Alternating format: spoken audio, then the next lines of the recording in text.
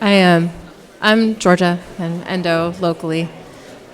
I'm really excited to be up here. So we had the chance to invite Miss Destiny Motley, who we met on her care journey with type 1 diabetes here in Atlanta, to share some perspectives on her experience living with type 1 diabetes, being here in Atlanta, knowing our team, and some other things. And I'm hoping it can be kind of interactive for a little bit. We'll just take a few minutes and hopefully have some fun. Yes, let's have some fun. So, Destiny, thank you so much for joining us.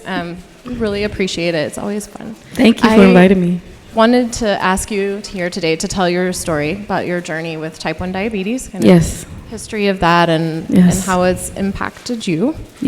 And how it's shaped you and your life and your story. So this journey started in the early 2000s. I was 13 and I got diagnosed with type 1 diabetes. That was around 2001. I know it's hard to believe, guys. I know I look 15, but I'm 37. I know, ain't God good? But yes, and I'm not gonna lie, I didn't understand what that would look like for my life at that time and place. First of all, if you think about 2001, technology was not advanced yet. Computers were just starting to, start computering, and it was no YouTube, and it wasn't any AI. It wasn't these things that could help. And all I really was told at that point was just stop eating sugar. They gave me some Splenda. They gave me packets of Splenda and, gave me a meter. And, I was literally giving myself actual shots then. At 13 years old, I was giving myself shots. Like, my parents were not comfortable with needles. I wasn't even comfortable with needles, but I knew it was a life or death situation for myself. So I had to become this brave little girl at 13 years old. My family did not know anything about diabetes other than family members who were like distant cousins who actually passed away from it. So that's all they knew, was it pretty much being like a death sentence at that point. And this was, like I said, in 2001. As I continued on that journey, through my middle school years, it was pretty much my diet consisted of diet sodas, and I ate pretty much everything else outside of super sugary foods. I would eat a lot of sugar-free cookies and sugar-free this and sugar-free that, but I didn't have a full understanding of how food would help me heal in the journey. So in my teenage years through high school, I struggled a lot because anybody who's ever been in high school, the peer pressure of trying to be like everybody else. I did not want to go to the nurse's office every freaking lunch period to take insulin. It was uncomfortable for me, being different from other people. So I struggled in that area, going on dates, and having to be the one to get the diet soda when you go to McDonald's, just those things. It made it really tough. And then to actually check my blood sugar during those times, and always see that it was high and not understanding, okay, I'm doing what the doctor says. I'm drinking the diet soda. I'm not eating that much. Like, why is my sugars always so high? Literally, sometimes it would say HI, high. And it was so discouraging. And it was very hard. I struggled all throughout my teenage years and in my 20s, until, like I said, technology became more advanced, and YouTube. I learned a lot from Mastering Diabetes. I learned a lot from just other resources and people who has diabetes, type 2, type 1 diabetes, and they made me understand that food is a very big part of the journey. It's not really just about sugar. It's about having a low fat, plant-based diet. That's to me, that's been the diet that truly helped shape, to get my A1C to a very, good number, and to make me feel somewhat normal, so yeah. And you're a chef. Oh yeah, and my name is Destiny the Chef. So I'm a plant-based chef, and I also am a rap artist as well. Where I encourage people, through my music on just continuing to keep going, in those rough patches of your life, because those places you don't stay there forever, and I feel like those are the times where your growth spurt actually happens through those tough times. Can you tell us about a time where you felt like you were growing past something that was really difficult, and what helped you grow past it? So many things I could say. Let's see. A tough time I had to grow past. So I'm going to say I moved out here. I'm from Virginia. I'm from Richmond, Virginia. I moved out here at 28 years old, following my dreams. Like I said, I'm a rap artist. I got my first record deal with Jay-Z's label, Rock Nation, when I moved out here. Thank you. And it was the first time I ever moved away from everything I ever knew. My family, my friends, my whole life. I picked up my whole life for my dream. And I'm not gonna lie, like it was a struggle for me because I already, still was kind of trying to understand type 1 diabetes and understand how to take better care of myself. And moving out here alone, in the beginning stages, it didn't make it easier, but it made me have to face my fears and face myself. And truly, I feel like taking care of yourself is the first step in loving yourself and understanding how to love yourself properly. And so, the journey was hard. At some points I was homeless. And, that made the journey even harder because, I had to eat a lot of fast food. I had to eat a lot of things that just weren't best for, having T1D. And so, yeah, it was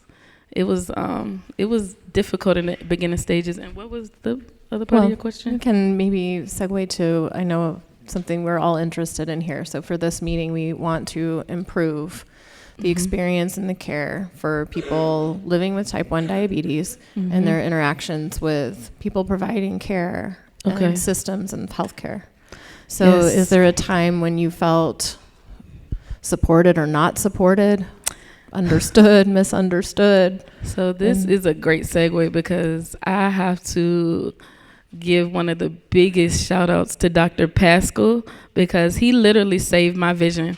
I was about to go blind, and I thank God because during the time where I was homeless, which I don't know if he knew that, but I was homeless when he started helping me out, and I literally was about to go blind, like literally had the white, like Ray Charles had the white, I seen that white light in my eyes, and I was scared, and he literally called my job and was like, she can't go to work, she has to get care. And literally, I just thank him so much because I wouldn't even be able to be here talking with you guys if it wasn't for that doctor right there who literally helped save my vision. So I thank you, Dr. Pascal. Like I give him so much praise every time I hear he's around. And when Georgia got on my team, like literally I prayed. One day I literally prayed and I said, God, I need help. Like I need a team of people who are actually passionate about, helping people because you can't do this alone. Anybody with T1D know it's hard to do it completely alone without having a village. You need a village behind you. I don't care if that's family, friends, or just people that God sends your way, like Georgia and Dr. Pascal and all the team, the whole entire team from Grady. I prayed and I said, God, please, I need help. And I literally the same day, Grady called my phone and they said, we wanted to know if you wanted to be a part of something we're doing. We're trying to help the improvement of type 1 diabetes and and I'm like, yeah. They said, would you be interested in that? And I'm like, yeah, I would be interested. And when I got off that phone, I was praying. Thank you, God. Like it was an answered prayer. It literally was an answered prayer. So this having a team, having a village of people to keep you accountable, to just see how you're doing. Like Georgia, like she hits me up all the time, checks on me. I can call her anytime I need her. I send her my recipes, my plant-based recipes. And it's just, you feel supported, especially, like I said, being 700 miles away from home, having people in your life that truly support you, care about you, keep you encouraged. And, we've been, like, literally for 30 years, I've been wanting a freaking, what is the thing? The pump, the insulin pump. I've been wanting the insulin pump since I was 13 years old, like, and literally I'm about to get it tomorrow. Like, I'm about to get it installed tomorrow. So it's been a journey, and it's been a lot of, I feel like I'm on a roller coaster, and I had to learn how to put my hands up and enjoy the ride. Literally. I think I would like for everyone to know more about what you do in Atlanta, in our community, and all of the work that you also do to support our community. Yes, so I have a music program. It's called Music Without Limits. I'm in the inner city of Atlanta, and we help like at-risk teens who are like one step away from juvenile, teens who don't have a lot of support at home, whether their parents have to work all the time just to support them, whether they're impoverished. We help those kids. We help them put language to their emotions. A lot of the kids in those communities don't really, have that support, or don't have emotional intelligence to understand how to speak and communicate how they feel or what they're going through. So we help them with that, and we do it through music, because, what kid doesn't like music, So whatever genre of music that they're interested in, whether it's hip hop, whether it's R&B, country, I had a little girl that loves classical music, So we help those kids find their voice, because your voice is important. I feel like that's your voice is the leading, thing that actually, gets you to that next level in your life, is understanding your voice and understanding how to use your voice. And so that's what we teach these kids from ages 12 through 24. So, yeah. It's amazing work. Thank you. We probably are almost at time. I'm not sure. I don't watch. But if there's any questions from anybody for Destiny, or if you want to come up and chat with us, not on a mic, that's also okay. Yep. I would say I would like to, I know that a lot of people in this room have T1D, and some people just want to learn more. I will love to give some tips that I learned along the way, which I'm sure if all y'all are taking care of yourselves, I'm sure y'all already know some of this stuff. But, maybe, you could learn something today. So the things that I learned that actually helped change the trajectory of my health was eating leafy greens with every meal. They slow down the absorption of sugar in the bloodstream. Movement, it turns your blood into medicine. Move gently but daily, and eat fiber that keeps your blood sugar more stable. Go low fat, not low carb. The fat trapped in your muscle and liver cells blocks insulin from doing the job. And what is that called, class? Insulin resistance. Okay. Try not to eat more than 30 milligrams of fat a day. That really helps. Your carbs should be simple carbs from whole plants, beans, potatoes, rice. That, it helps your body stay intact, and intact and unprocessed foods, they can restore insulin sensitivity. Sleep. We need sleep, guys. Sleep. I know y'all are all important people, but we need sleep.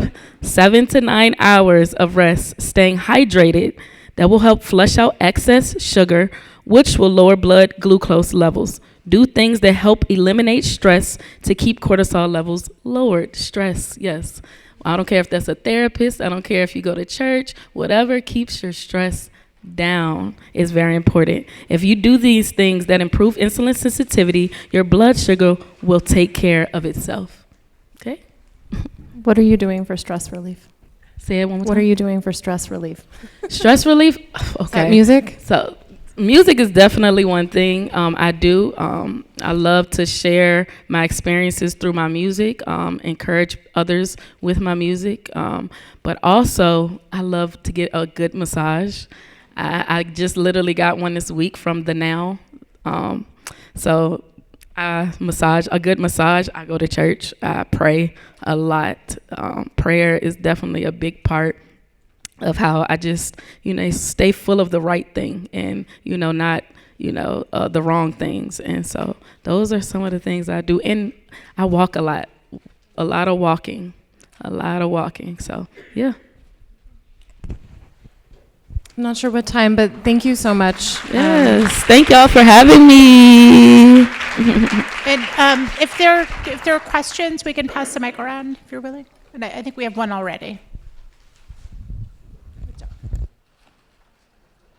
It's on. How can we follow your music? Yes, so you can follow me on every streaming platform at Destiny the Chef Music. So Destiny DESTINY DACHEF Music MUSIC. So yes, I have music on YouTube, videos, every streaming app, whether it's from Apple Music, iTunes. I have music. So yeah, it's super encouraging music, keep you uplifted in whatever you're going through. So yeah. Thank you.